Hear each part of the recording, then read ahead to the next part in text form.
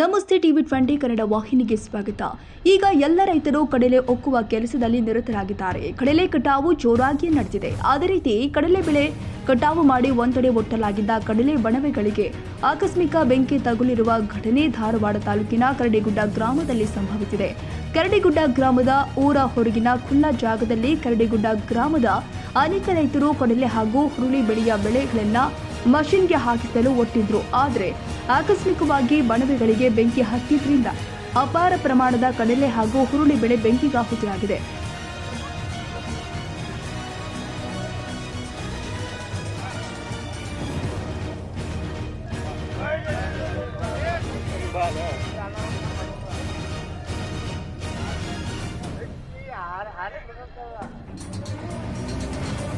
ಇದರಿಂದಾಗಿ ಅಂದಾಜು 10 ಲಕ್ಷದಷ್ಟು ನಷ್ಟ ಉಂಟಾಗಿದ್ದು ರೈತರ ಕೈಗೆ ಬಂದ ತುತ್ತು ಬಾಯಿಗೆ ಬರದಂತಾಗಿದೆ.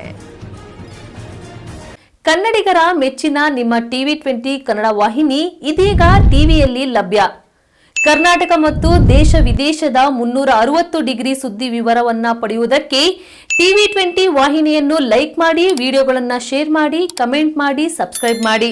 HCN ಕೇಬಲ್ 842 ನಂಬರ್ನಲ್ಲಿ ಹುಕ್ಕೇರಿ ತಾಲೂಕು ಹಾಗೂ ಸಂಕೇಶ್ವರದ ಸುತ್ತಮುತ್ತಲಿನ ಹಳ್ಳಿಗಳಲ್ಲಿ ಲಭ್ಯ.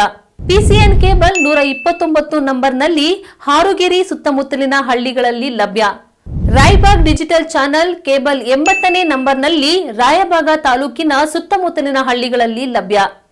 UDCN ಕೇಬಲ್ ನೆಟ್ವರ್ಕ್ ಉಗಾರ ಸುತ್ತಮುತ್ತಲಿನ ಹಳ್ಳಿಗಳಲ್ಲಿ ನಿಮ್ಮ ಟಿವಿ 20 ಕನ್ನಡ ವಾಹಿನಿಯೂ ಲಭ್ಯ.